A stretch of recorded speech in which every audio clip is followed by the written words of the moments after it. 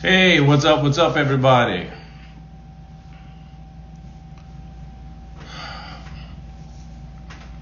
Another Tuesday. Wait a moment for everyone to get online so we can get rocking and rolling. All right. Interesting topic tonight. We're going to dive in and get your responses, get your feedback, give me all your thoughts, and let's watch this thing happen. Let's see what unfolds as you join us. Okay. All right. Come on in. Welcoming everybody on the line. All right. Hi, Lynn. How are you? Excellent. Hey, how you doing? All the way from Houston. Okay. All right. Who else do we have? As you come on, because look, let me tell you what the statistics say.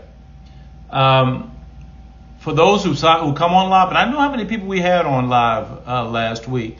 We probably had about maybe 10 participants, which is only roughly 1/5 of the people who were on. Okay, so please feel free to come on and shout out your name and where you're from. Okay, so but I'm not gonna hold up any longer. We're gonna rock and roll.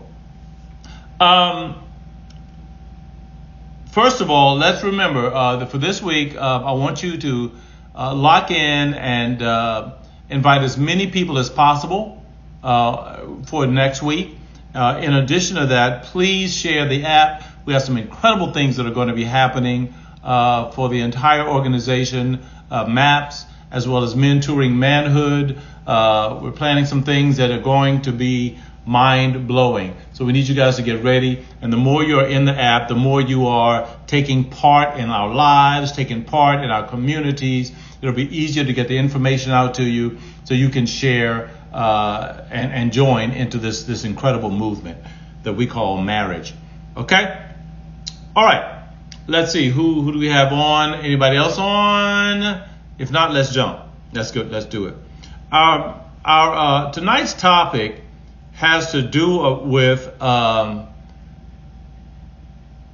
more and more people who are choosing not to be married.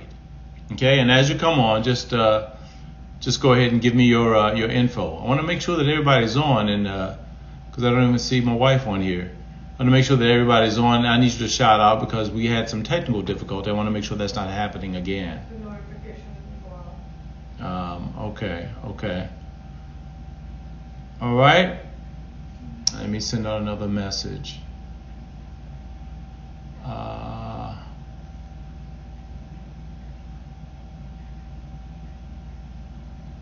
Let's try that again. Okay. All right. Well, let's jump right into it. So the big there's a movement that's happening. Okay, Lynn says she has her alarm set. There's a movement that's happening, and I want to make sure that you're aware of it. Research points it out because quite often I don't well, first of all, thank you, Lynn. And I'm going to challenge everyone to set their alarms for Tuesday at 7 p.m. I think that's an excellent idea, just to set your alarm so that when Tuesday comes around, you'll just jump on. But there's a movement that's happening, and the data actually supports it. And we're going to talk about it a little bit. What is this movement and who's driving it? Well, let's start with talking about what's actually happening. Let's talk about what's actually happening. Pew Research says, and this came out 2 years ago, that 15% of men and 21% of women in the United States say that they don't want to have children. Wow. And that's 1 in 5 people of childbearing age. Let me continue. 1 in 3 adults, Gen Zs and millennials combined, says that they have no children, and they don't want any. That's about 34% say that they don't have children and they don't want any. And here's what really got my attention. That in 2023, the United States, get this, and if you're coming on late, hey, you just roll with it. In 2023, in the U.S., we recorded the lowest number of childbirths since 1979. That's only 3.6 million babies born in that year. And it's been on a downward trajectory, a downward spiral trend since 2010. So the question is not just, hey, is this just a blip? But no, the fact is that people are choosing not to have kids. It's not a phase. It's a movement. And this movement has momentum. So here's the thing, and I want you to get this. This is not just happening in America. Y'all with me?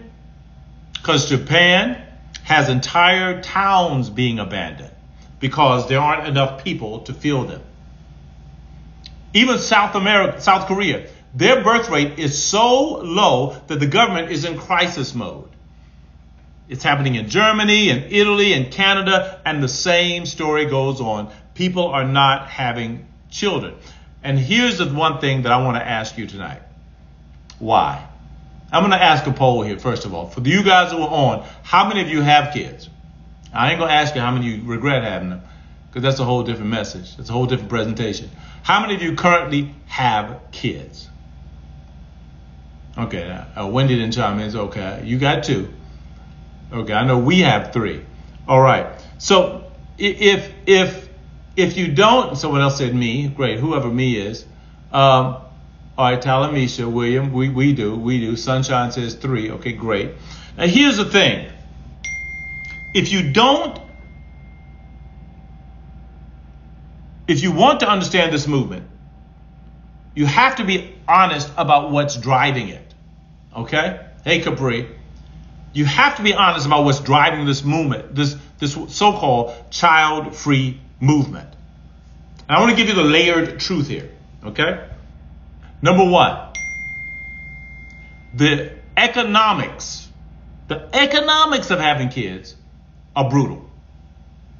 1 in 4 millennials and Gen Zers say that they cannot afford children. They will not have kids because they can't afford them. I have sat in front of so many young people who are married or single and said, I don't want to bring kids into the world. I can't afford it. I believe it's going to be so expensive. I can't afford it. And I hear you. I honestly hear that. Because the fact of the matter is that today it takes over $300,000. I mean, this is considering public school, not private school. This is on the low side. It takes just over $300,000 estimated to raise a child to 18 in this country. Think about that. Over $300,000 to do that. And that's before college. And that's, people can't buy houses. People are drowning in student loans. They're watching their parents struggle in retirement, without enough support. And they're saying, look, I'm not going to do that to another human being. How many of you out there have actually heard this? If so, chime in. Let me know. Have you heard this? And do you agree with it? The whole idea of not having children because of economics. And that is a legitimate reason. It's a legitimate thing that people are not having kids because they can't afford to. Now, here's what I tell folk all the time. Yeah, absolutely. Here's what I tell people all the time. Kids, they're like, it's like a bad, I hate to say this, sounds bad. It's like a bad cold. Okay? Okay. They come when you don't expect it. You live with them, you get through it, and it's okay at the end. It always works out all right. Okay? But, a whole lot of folks don't die of the common cold. You ain't going to die of your kids either. But the state of the country, the state of the economy, Capri said, yes, she's heard it. Lynn said she's heard it. And the state of the economy, the state of the country, I don't think people calculate the cost for having kids. That must be a new age thing.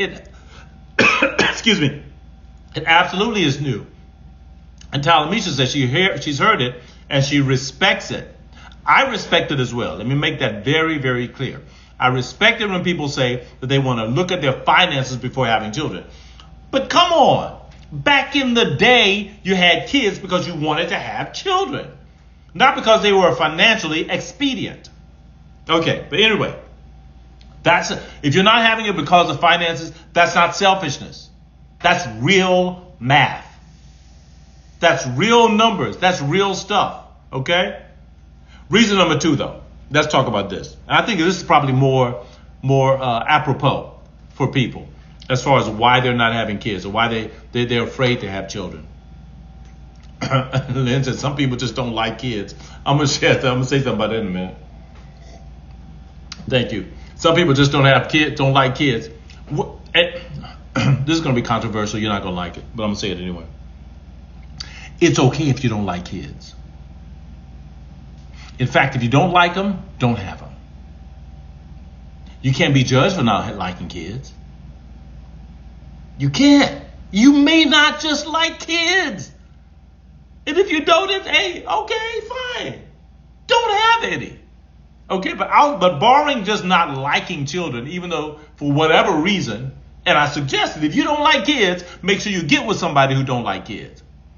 Because if you get with someone who do like kids, want kids, that's a whole different situation.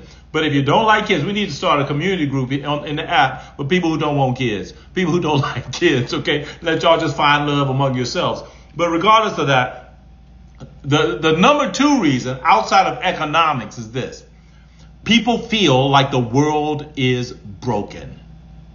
I have talked to so many people, mostly, millennials and Gen Zs. I've talked to so many people who say that they don't want to bring children into the world as it is. As a matter of fact, let me give you the stats. 23% of young people say having children is actually, get this, irresponsible because of climate change. They believe that the world is in such poor shape that bringing a child into it is an act of cruelty, not an act of love. Now, what do you think about that? Because I can refute that, but I want to hear what you're saying, because I don't necessarily agree with that conclusion, but I respect that this generation has inherited a world with real problems. I mean, real problems, and they're responding to what they see. Okay, let me read Talamisha. I had that exact same fear, to be honest. I had to pray about it. It's a real concern. That's what you said. And I assume, Talamisha, that you might be in the millennial range, if I'm not mistaken. I know, Lynn, I know you are.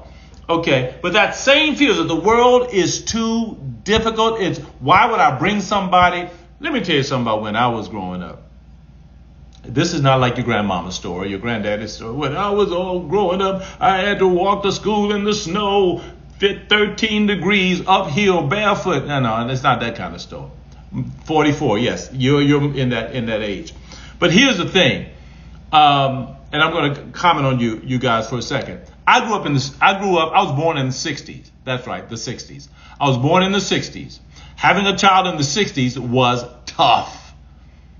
Okay? Because it wasn't just about the economics or climate change. It was about whether or not when they left in the morning, whether they're going to come home in the evening, depending on the neighborhood that you lived in. It was real. People still had babies, though. There has to be something deeper than that. Capri says operating in fear will keep you missing out on God's blessings. Come on now. Wendy says, do you think some people have kind kids selfishly, even though they don't think the world is a safe place, they have them anyway? Maybe, but we're going to deal with that. Because we know the world is... Okay, let me be straight with you. As far as the safety of the world, I just came back from Colombia, okay? Not Colombia, Maryland, Colombia, South America. There's certain parts of the city in where I was at, in Cali. There's certain parts of the city that we were told that you don't go in, period. You're talking about safe and not safe, right? Now, they still having babies, popping them out. The whole eastern side of Colombia, of Cali, they said even the locals don't go there. Cartel runs it, et cetera, et cetera. It's just not safe at all, okay? You can go to some other place. You can go to South Africa. You can go to Nigeria. You can go doggone it to Canada probably. You will always find some areas of your country that's not safe. You'll find some areas, some places where it's not safe. Much less children ain't safe for adults. So are some people selfish by bringing a child into the world, even though they don't think the world's a safe place? I don't know if it's selfish. I think that what it is that you're making a judgment call. Now, so that I don't know if I agree with the fact that the world is broken, so you can't bring children into the world, but I respect it. Okay. And I appreciate your comments, but let's go on. What's the number 3 reason? I think that this is very significant. I think another reason that people don't have children, I need you women, I need you to lock in right here. And this one is important. Because for the first time in human history, women have full access to education, to careers, to financial freedom, to reproductive choices. And some women are saying, I can have a rich, full, meaningful life without being a mother. This is legit stuff. And they ain't wrong. Possibly they can. And I want to be careful here because I want to acknowledge that, some of what has driven this movement is legitimate to real conditions. Yes, you can have a fulfilling life. And that is significant. But not all of that is. I can have a rich, fulfilling life without kids. Yeah, and thank you, Capri, because you're reading my mind. Because she says, I've been seeing women regret that decision now, though. Exactly. Because this is where it gets dangerous, the part that nobody wants to say. And some of it is a fundamental shift in what we believe life is for. I believe that there's a generation that exists now, and I mean this with love, that has been told that the highest purpose of your existence is personal fulfillment. I believe that that's what we believe, that the highest purpose of our existence is our own happiness, our own freedom, our own experience. And I understand that, but is that what life is for? To travel the world, to build your brand, to protect your peace, to live your best in your fullest life. And when children grow up with an equation like that, they're considered an obstacle and not an asset. I'm going to let that rest in your spirit. Think about what the movement has been called, child free. The word free implies that children are a form of bondage.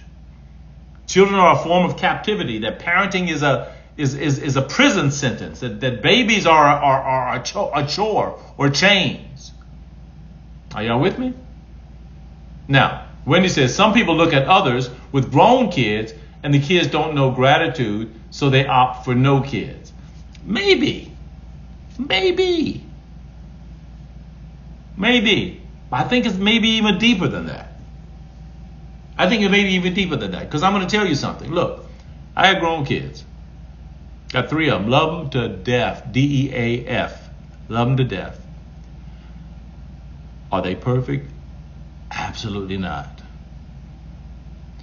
Do I love them? Do we love them? Absolutely. Okay? Would I fight for them? You darn tootin'. Okay? Do I want the absolute? Yes. If I had to do it over again, would I? No, I'd probably still have kids. Well, they out the house now, so. But the fact of the matter is this. For thousands of years, across every doggone culture, every religion, every civilization on this planet, Earth were considered the point of our existence. Children were considered the point of our existence. Children were the reason. They weren't the burden, they were the blessing. Children were the reason we got married. Children were our legacy. They were the continuation of everything that we believed in. That's why we had kids. Even in the Hebrew scriptures, the Bible says children are a heritage of the Lord, a reward, not a liability. So how did we get here? And how are we at a point now where children have turned into something like bondage. And I'm not criticizing if you feel that way. I'm simply asking, what the heck happened to us? Okay, let me take some of these questions. Do you think some people have kids for aesthetics, for social media content? I think that they use kids for social media content and for aesthetics. I believe that social media has done something now that is exploiting our children. I saw one of my couples, shout out to Vinny and Brianna. They made a decision and they said, we're taking our kids off social media because they realize, you know what, this is a problem. We don't want our children to grow up in social media. So I do believe that people have chosen to use kids as aesthetics or for social media content because look, come on, you see a baby, you're going to get your likes. You see a baby, you're going to get your follows. The cuter the baby, the more the follows. Oh, I had a beautiful baby. Let me put him in front of the screen. Everybody liking it. Oh, now I'm popular. Okay? That's something that didn't exist in the past. All right, Talamisha. They are definitely a blessing, absolutely. I'm just throwing out some possible reasons, but no judgment though. MAFP user, who I'm going to encourage right now to put a name behind that so we'll know who you are. My children have helped me grow spiritually. I'm thankful. Okay, Patty, okay, great. Absolutely. Absolutely. Triana says hello. Thank you. Hey, Triana. Okay. But yeah, and I think that in the best case scenarios that our kids can, look, good, bad, or indifferent, children can be a blessing. When the Bible talks about the children being a heritage of the Lord, they're saying that, you know, your children are something that they're supposed to perpetuate something positive. Now, you can't blame all of the problems with kids on the kids, because somebody had to raise them. Yeah, she said it's not easy though. Absolutely, Patty. Somebody had to raise them. And there's some strict counsel that says when you bring up a child in the way they should go, when they're old, they're not depart from it. Means you have to find out what that child's special gift is, what their special leaning is, what their special proclivity is, and you have to encourage them in that. Okay? And then when they grow up, they will continue in that thing. They will not depart from it. It's practical. We think it means, oh, bring up your child in the church. And when they leave, they won't leave the Lord. No, it ain't about that. That's no. It literally means bring up your child in whatever their natural course is. And when they are old, they can perpetuate it. They'll have a roadmap. They'll know where they're going. And just being in the church is not a destination. I hope I'm getting this. I hope you're getting it. I know I'm getting it. But so the interesting thing is, when we start talking about how bad kids are, you have to understand something. That sometimes them kids are bad because they were not raised right. No judgment, just facts. Okay? Just facts. All right, let's continue. So what happened to us? Here's the sociological truth that you don't find on TikTok videos. This is the truth that you don't find on TikTok. You don't find it on Threads. You don't find it on IG. You don't find it on Facebook, MySpace. Y'all don't know about that or any of that. Here's the truth. Now, I see you. I'm going to read this the next comment after I make the statement.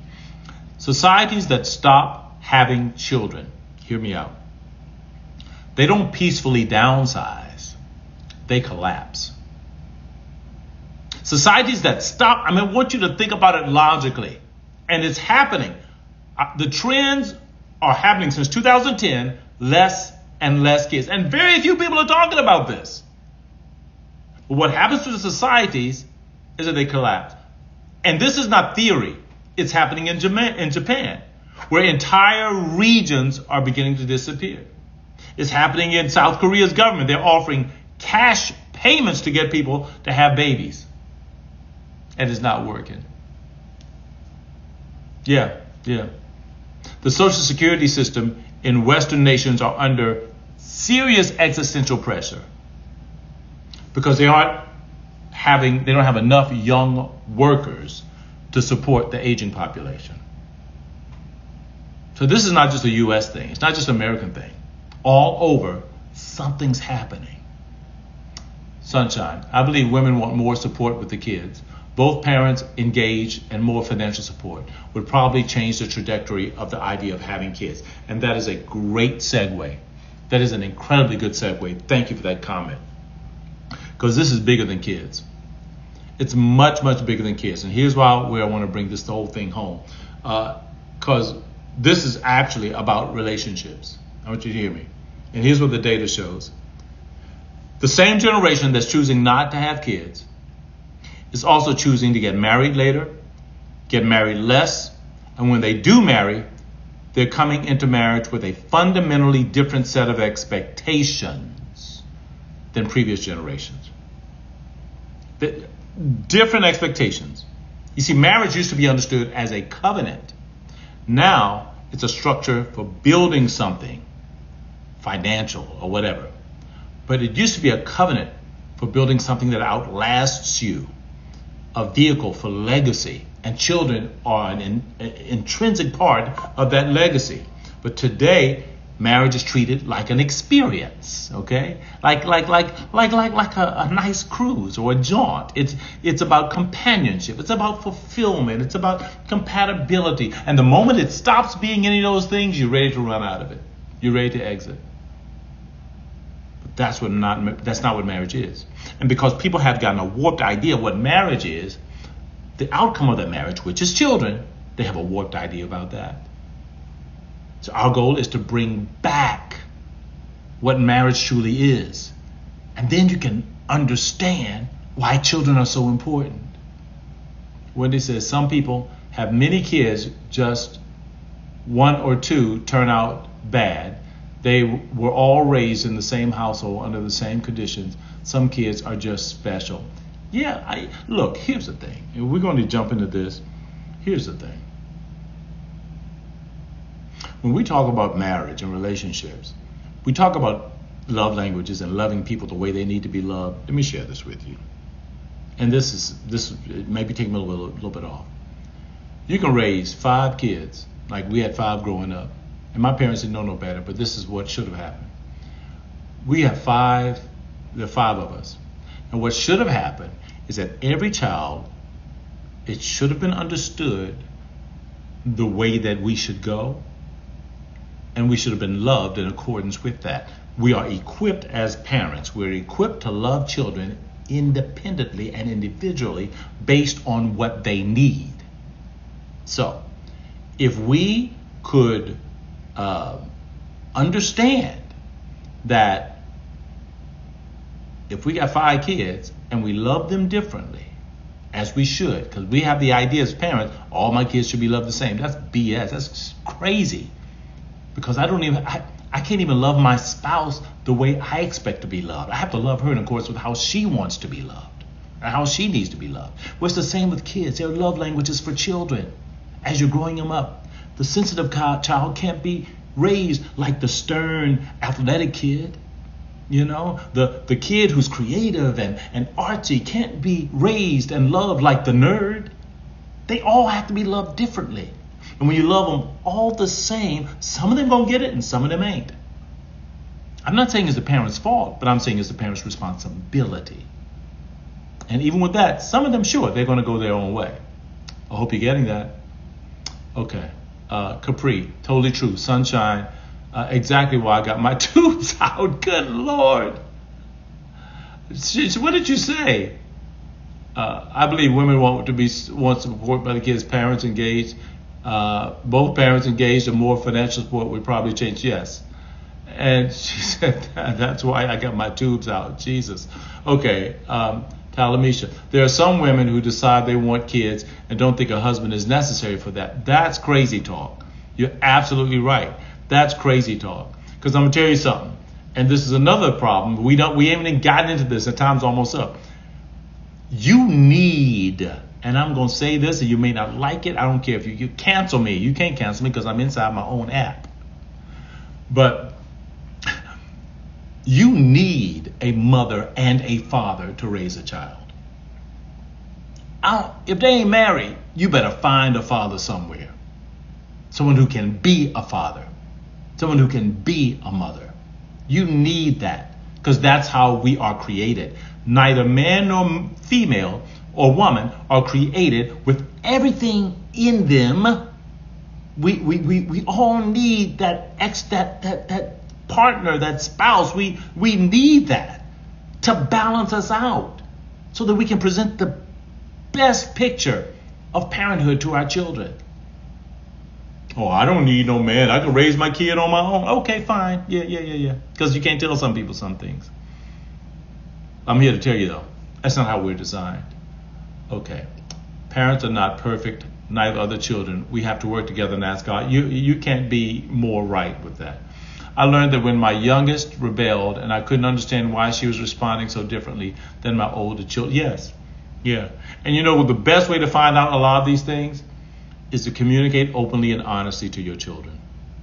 And this is a whole different topic. You know, we could talk about how children view us as parents and how we view children as children. And then as they get older, those that become adult children are viewing us as parents. But now they have to view us as parents and adults. And you have to view your children as children and adults. And that's a whole different plateau. We can talk about that, okay? But not tonight. My youngest is 12 years younger. My youngest is 12 years younger than my oldest. Wow, yeah. And my kids are apart by, my youngest is 25, 35. Yeah, a little bit more than that, actually.